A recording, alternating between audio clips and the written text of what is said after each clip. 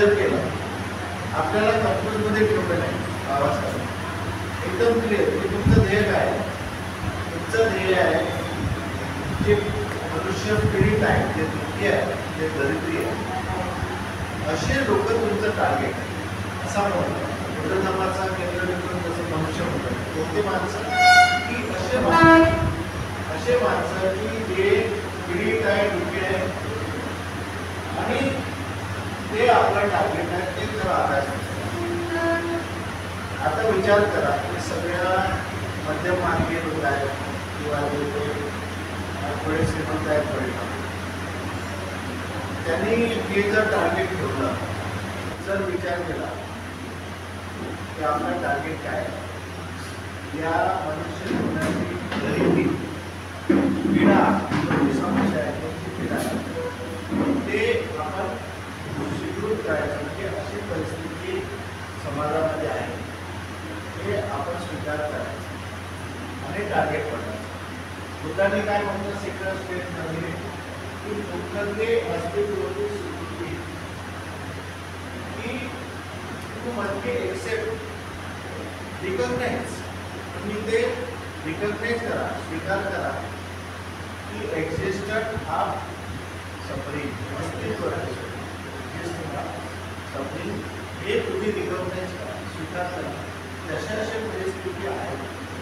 वास्तविकता आपल्याला लक्षात घ्यावं लागेल की ओरिजिनल आहे, एक वास्तविकता. मनुष्य तर या सगळ्या गोष्टी जीवनामध्ये अस्तित्वात असतात, पण कोणाला ते जाणवते, कोणाला जाणवत, कोणाला याची जाणीव होते, कोणाला जाणीव होत नाही. परंतु याची स्वीकृती यासाठी करायचं की हे अस्तित्वात असतात. गरिबी अस्तित्वात आहे, पीडा अस्तित्वात आहे, दुःख अस्तित्वात आहे. महत्वाची और हे अस्तित्व जर आपण स्वीकारलं, दुःखाचं अस्तित्व म्हणजे हे ज्या प्रकारचं दुःख आहे, पीडा आहे, गरिबी आहे, आणखी अनेक प्रकार आहेत त्याच्यामुळे आपलं जीवन कलह आहे, आपसाचे भांडणं आहे, बरेच त्याच्यामध्ये कारणं आहेत की ज्यामुळे मनुष्याला पीडा होते, ज्यामुळे मनुष्य दुःखी होते. हे सगळ्या गोष्टी असतात. परंतु बुद्ध तिथं थांबत नाही. म्हणजे तुम्ही समस्या पहा, दुःख पहा आणि थांबून जा, गरिबी पहा, थांबून जा. कोणाच्या घरी प्रॉब्लेम आहे, कोणाच्या घरी समस्या आहे, ते आपल्याला दिसत नाही. कारण समस्येतला प्रत्येक समस्याला कारण असतं. विनाकारणाने कुठली समस्या, कोणती घटना घडत नसते. तर every problems there are cause, without cause did not offer any events. Without cause did not offer any events. कोणती घटना तुमच्या कारणाशिवाय घडत नसते. म्हणून कारण कसं असते, कारण कोणत्या घटना दिसते, परंतु कारण लपून असते. कारण अंडरग्राऊंड. जसं झाड दिसते आपल्याला, झाड दिसते परंतु झाडाचे मुळं दिसत नाही. परंतु झाड कशावर जगते, मुळावर. त्या झाडाला वृक्ष का वाढलं की त्याचे कारण आहे मुळा, आणि मुळं पाणी शोषून घेतात. तुमच्याकडे किती पाणी असेल विहिरीमध्ये, परंतु त्यामध्ये आपण पॉवर पंप ठेवतो आणि त्या पॉवर पंपमुळे वर पाणी चढत्याने रोज खाली आपल्याला पाणी मिळते. पाणी आहे परंतु पॉवर पंपची गरज, आणि power pump is the causes. आणि जे पाणी आहे विहिरीमध्ये त्याचं कारण आहे पॉवर पंप. पॉवर पंपमुळे आपल्याला पाणी मिळते. पाणी अस्तित्वात आहे परंतु कारण नसल्यामुळे पाणी आपल्याला मिळू शकत नाही. तर हे जे कारण असतात हे कारण लपलेले असतात. लक्षात बाबासाहेब आंबेडकरांची चळवळ एवढी मागे गेली आणि बाहेर देशामध्ये असं त्यांनी एक वातावरण निर्माण केलं. बाहेर देशामध्ये थायलंडमध्ये वगैरे असं वातावरण निर्माण केलं की भारतातला बुद्ध धर्म हा नष्ट होतो. त्यांनी असं अफवा पसरवली बाहेर देशामध्ये. तर ते कसं असते की आपल्याला भारत देशात बुद्ध धर्म नष्ट होत आहे याचं कारण आपल्याला लक्षात नाही होणार. आणि ज्या प्रवृत्तीने, ज्या विचाराने, जी प्रवृत्ती आहे, जे विचार आहे जे बुद्ध धर्माला नष्ट करू शकतात, ही प्रवृत्ती आपल्याला दिसत. ते कारण आहे, परंतु कारण आपल्याला दिसत. आपल्या समाजामध्ये ते कारण त्यांनी याच्या अगोदर सोडलेले आहे. कारण त्यांनी निर्माण केले. जसं दलित वस्ती आहे, दलित वस्तीमध्ये त्यांनी दारूचे दुकानं पहिलेच लावून दिली. दारूचे दुकानं पहिलेच लावून दिली. आपल्याला समजून नाही आलं की त्यांनी दारूचं दुकान का लावलं. मग त्या दारूच्या दुकानामध्ये दारू विकणारा मनुष्य हा आपलाच आहे, आपल्याच बोलण्यात आहे. तो कोणत्या मुलांना तो आपल्याकडे काम करतो, अरे आपल्याकडे म्हणजे किती त्यांचं जोरदार प्लॅनिंग असते की त्यांचे मुलं हे दारू पिणारे निघाले पाहिजे. दारूचं दुकान लावला, त्याच्यामध्ये दारूच्या विक्रेता त्यांचं आणि त्यांचीच मुलं दारू त्यांच्याच वस्तूमध्ये. म्हणजे एक त्यांनी कारण टाकलं, दारूचं दुकान हे कारण आहे. It is the main root, it is the main cause. परंतु त्याचा परिणाम काय होत आहे की आपल्या मुलांमध्ये दारूची वस्ती रामराच्या वस्तीमध्ये दारूची दुकानं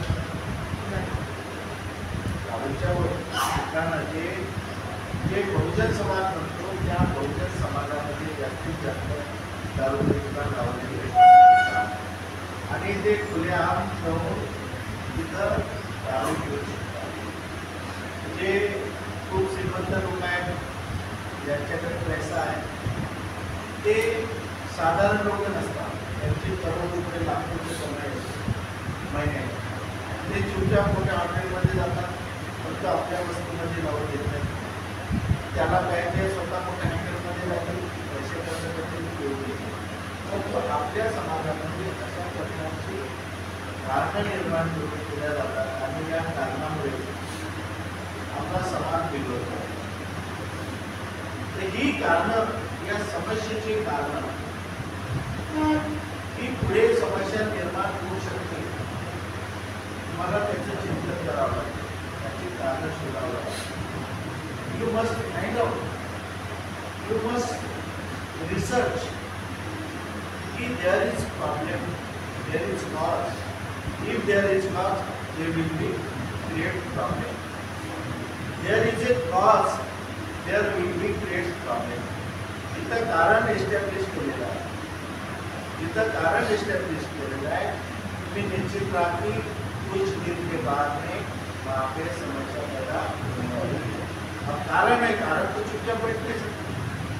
अगर कारण प्रभावी है, कारण इफेक्टिव है, तो उसका परिणाम करेगा.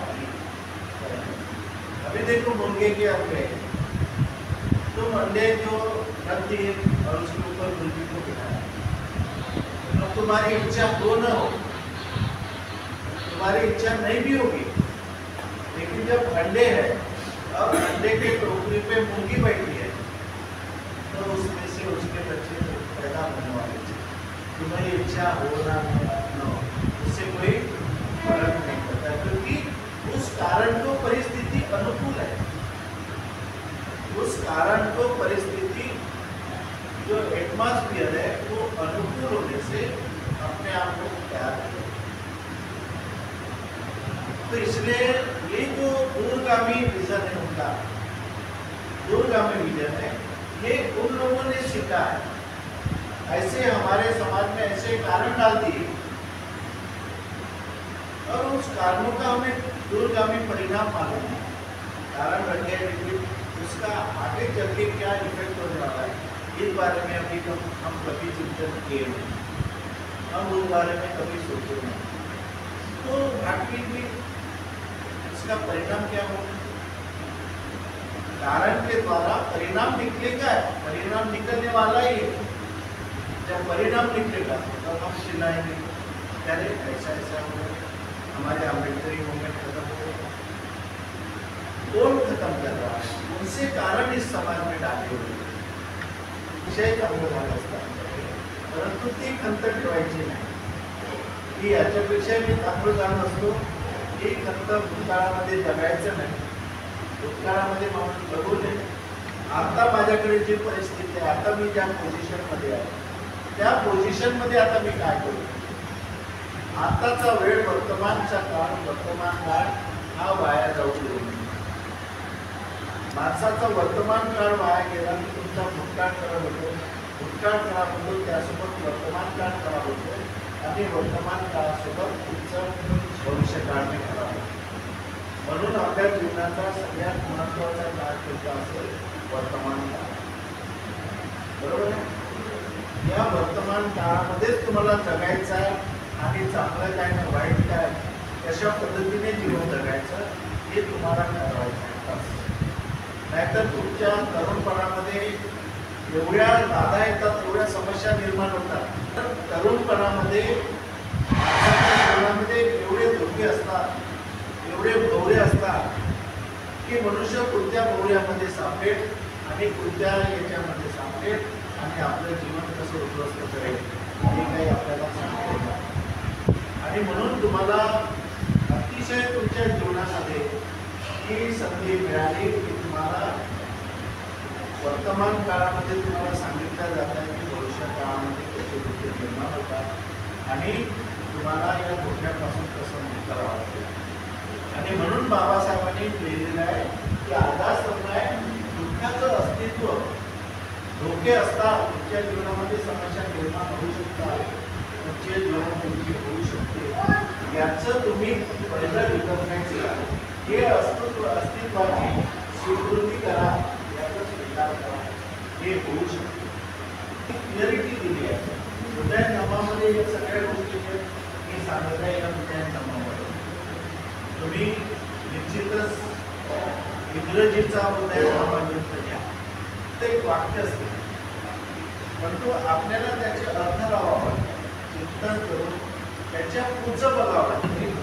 पॅरामीटर्स असते, एक मापदंड असते, एक वाक्य म्हणजे एक मापदंड आहे, परंतु त्याच्यावर चिंतन करून त्याच्याबद्दल संपूर्ण माहिती आपल्याला मिळावी लागते आणि त्यानुसार काम करावं लागतं। आणि म्हणून ज्या व्यक्तीने आपल्या वर्तमान जीवनामध्ये धोके ओळखले, वर्तमान जीवनामध्ये जे काय परिस्थिती होऊ शकते हे जर त्यांनी ओळखलं तर तो मनुष्य आपल्या जीवनामध्ये सफल होऊ शकतो। म्हातारपणामध्ये आता आपल्याला कुठले धोके निर्माण होऊ शकतो? वर्तमान आपण पहिले तरुणपणामध्ये आपण सगळेच कामं करू शकतो, आपण कुटुंबाचं पालन पोषण केलं, आपण लहानाचे मोठे मुलं केले, त्यांच्यासाठी आपण सर्वच काही केलं, परंतु या वर्तमान स्थितीमध्ये आपली परिस्थिती तशी नाही। पूर्वी आपण मुलाबाळासाठी केलं, आता तुम्ही करू शकत नाही। म्हणून वर्तमान काळामध्ये आपली परिस्थिती जशी आहे तशी आपल्याला स्वीकृती करावी लागेल की आता माझी परिस्थिती आहे, आपण स्वीकार करावा लागेल। मी परंतु आता या परिस्थितीमध्ये मला काय करावं लागेल, माझ्या जीवनामध्ये कोणते धोके निर्माण होऊ शकतात, माझ्या जीवनामध्ये कोणत्या समस्या निर्माण होऊ शकतात, याबद्दल आपण चिंतन करणे गरजेचं आहे। त्याला म्हणतात प्लॅनिंग, नियोजन। प्लॅनिंग हे सगळ्या मोठ्या ऑफिसेसमध्ये होत असतात की नियोजन पहिले केलं जातं, कोणती स्कीम आणण्याच्या अगोदर पहिलं प्लॅनिंग केलं जाते आणि प्लॅनिंग केल्यानंतर त्यानंतर त्याचं इम्प्लिमेशन होतं, त्याचं अंमलबजावणी होते। म्हणून आपल्या जीवनामध्ये एक महत्त्वाचं तत्व आहे, आपल्या जीवनाचं प्लॅनिंग आपल्याला करता आलं पाहिजे। आपल्याला या समस्या आपण ओळखता आला पाहिजे आणि या समस्येचे कारण ओळखता आले पाहिजे आणि हे कारण ओळखून त्याचं निराकरण करण्याची सुद्धा आपल्याला बुद्धिमत्ता निर्माण झाली पाहिजे। त्याचं ज्ञान सुद्धा आपल्याला करावं लागेल, त्याच्यावर चिंतन करावं लागेल।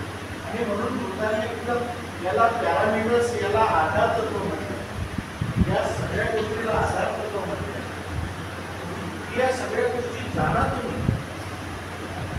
आधार तत्व आहे. याच्यावर तुमची फाउंडेशन, याच्यावर तुमची माहिती. विद्यार्थी जीवनामध्ये काय समस्या निर्माण होऊ शकतात, त्या समस्येचा आपल्याला कोणते कारण आहे, कशी कारण आपल्याला काढावं लागेल आणि त्या कारणांमधून आपल्याला त्याचा मार्ग काढावा लागेल. हे तुम्हाला विद्यार्थी जीवनामध्येच विचार करावा.